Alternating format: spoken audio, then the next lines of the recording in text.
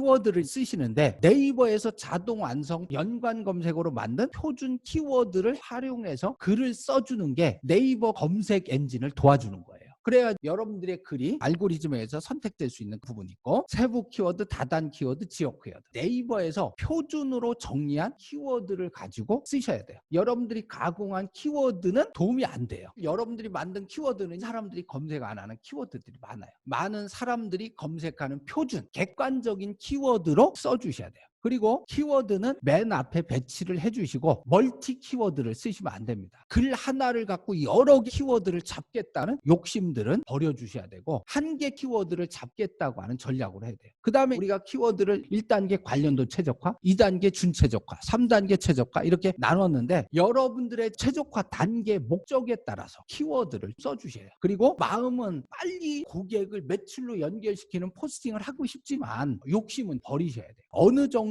최적화가 됐을 때 정보성, 홍보성, 잡고자 하는 매출 키워드들에 도전하는 전략으로 들어가셔야 돼요. 블로그를 하시는 분들이 대부분 실패하는 게 욕심이 앞서다 보니까 글을 써보면 내 글이 블로그 순위 보면 나타나지 않아요. 그래서 단계적인 블로그 육성 전략에 따라서 키워드 전략에 의해서 블로그를 키워가는 전략을 정리하시고요. 그 다음에 반응하게 하고 오래 체류하게 하셔야 돼요. 일단 블로그에 오게 하는 전략과 들어온 사람이 글을 읽게 하고 연관된 다른 글을 계속해서 읽게 만드는 게 전략입니다. 일단 우리 블로그로 와야 됩니다. 그일 때 가장 중요한 게 두 가지가 있습니다. 썸네일과 제목 부분에서 가장 신경을 쓰셔야 돼요. 이 두 가지에서 실패하면 광고 끝납니다. 그래서 한 장의 이미지에서 광고 성패가 달라지고 블로그 유입이 달라집니다. 그 다음에 체류 시간을 목표로 해서 들어왔으면 적어도 1분은 체류시키겠다고 하는 목적을 가져야 돼요. 대행사들이 쓰는 기법 중에 하나가 폰트도 크게 하고요, 글간텀을 합니다. 결론까지 가게 하는데 몇 초가 더 걸리게 하는 거예요. 그리고 타겟층에 따라서 사진을 잘 선택하셔야 돼요.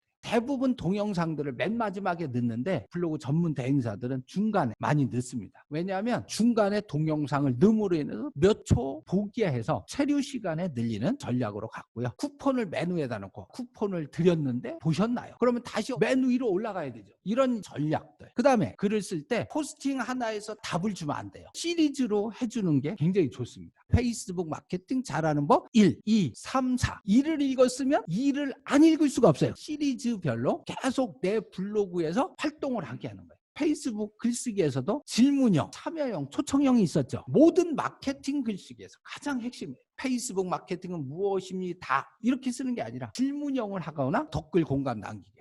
글을 통해서 블로그에 클릭하고 들어오게 하는 전략, 체류 시간을 늘리고 반응하게 하는 방법, 이거를 설계를 하시고 글을 쓰셔야 돼요. 클릭을 유도하는 제목법 정리가 된 거 있는데, 이거의 핵심은 과장을 해야 돼요. 페이스북 마케팅 잘하는 법, 이러면 조금 도움이 돼요. 페이스북 마케팅으로 1000배 매출 올리는 법, 그러면 어때요? 클릭률이 서너 배가 더 높죠. 그래서 이런 것들 참조해서 보시고, 그 다음에 수정을 하지 않아요. 근데 해야 될 게 있어요. 그러면 어떻게 하냐면 블로그 전체 목록에서 글 관리 비공개로 빼고 수정을 하고 다시 공개로 가져오는 거예요. 동일 키워드 똑같이 써야 되는 경우는 블로그 대행사들은 최소 2일 간격으로 쓰더라고요. 2일 안에는 동일 키워드로 반복 안 하고, 전화번호는 블로그가 010-1234 쓰면 상업성인 블로그로 인지를 하기 때문에 이미지로 해주시고요. 그 다음에 외부 링크를 최소화해 주는데 스마트 에디터 3.0 요걸로 쓰세요. 링크 복사에다가 넣지 마시고 외부 링크 기능을 활용해서 쓰시고, 그 다음에 네이버가 가장 싫어하는 게 IP 문제예요. 블로그에 여러 IP에서 들어오는 거를 어뷰징으로 봐가지고 굉장히 싫어합니다. 그래서 IP를 사다가 고정 IP를 써요. 그 IP도 어떤 게 깨끗하고 더러운지 다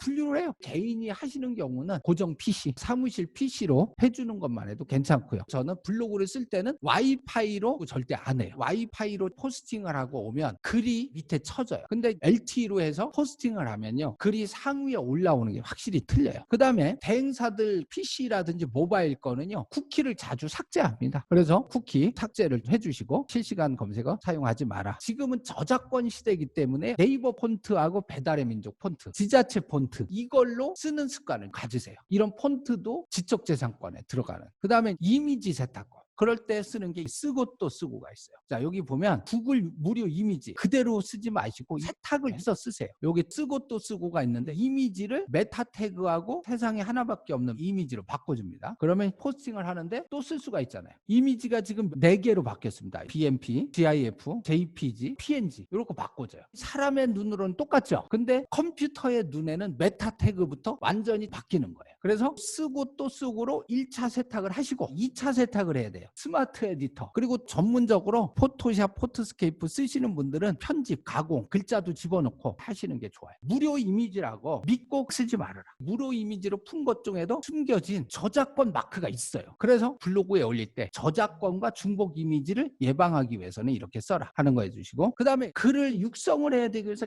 계속 글을 써야 되는 경우가 있어요. 그런 경우는 크롬과 구글 번역을 사용을 하세요. 네이버 블로그는 복사 금지가 다 돼 있죠. 근데 크롬을 쓰면 풀 수 있는 게 있어요. 그걸로 주제에 맞는 글을 복사를 해가지고 그대로 쓰면 유사문서 걸릴 우려가 있어요. 그래서 구글 번역기를 쓰는 거예요. 한글이면 영어로 번역을 하고 그 영어로 번역된 놈을 한글로 들리는 거예요. 그러면은 세상에 하나밖에 없는 문장이 만들어져요. 그걸 메모장에서 다듬어 가지고 붙여넣기를 해도 됩니다. 메모장이 좋은 게 HTML 태그 이런 것들이 싹 없어집니다. 그러면 붙여넣었다고 해서 바로 올리시면 안 되고 사진 넣어가면서 편집을 해서 15분 정도는 작업 시간을 갖고 게시를 해줘라. 그 다음에 누락문서 제목을 넣어서 했는데 안 나와. 유사문서에 내 글이 들어갔는지 분류가 됐는지를 확인하는 거는 검색을 하고 블로그 섹션을 누르면 유사문서가 있어요. 제외해서 검색할지 포함해서 검색할지. 제외를 했는데 안 나왔어. 포함을 했더니 나왔어. 그럼 그 글이 분류가 된 거예요. 그래서 여러분들이 글이 유사문서로 분류됐는지 안 분류됐는지 보시고 제목을 검색해서 안 나올 때는 블로그 탭에서 오른쪽에 보면 원본 반영이라고 있습니다. 그러면 내 글이 누락이 됐어요. 이것 좀 봐주세요 하고 포스팅 링크를 던져주면 기다리고, 이게 좀 시간은 걸리더라고요. 원본 반영 요청을 계속하면 풀리는 경우가 많더라고요. 그 다음에 블로그 포스팅 PC에서 할 때하고 폰에서 할 때가 있어요. 일단 네이버 블로그 앱을 폰에서 설치를 하시고요. SNS 쓰듯이 포스팅을 해요. 키워드 잡아가지고 폰에서 글을 쓰면 PC보다는 몇 단계는 더 상위에 꽂히더라고요. 그래서 PC만 하지 말고 고급진 포스팅만 하지 말고 가볍고 자유롭게 하는 전략을 가져야 돼요. C랭크 다이아 자료는 결국 컨텐츠입니다. 컨텐츠를 얼마나 신뢰 있고 다이아 알고리즘 많이 있는데 C랭크를 동일하게 있다는 거 참고를 해주시고, 이제 포스팅 하는 거 일단은 포스팅 먼저 하지 마라. 네이버의 입맛을 보는 훈련을 자꾸 하셔야 돼요. 그리고 5개 포스팅을 종합해서 여러분만의 포스팅 능력을 길러가는 것도 좋습니다. 내 블로그가 지수가 높다고 하면 블로그 유지하는 거 별 문제 없어요. 근데 지수가 없는 분들은 마중물이 필요해요. 그게 저는 불패법이라고 해요.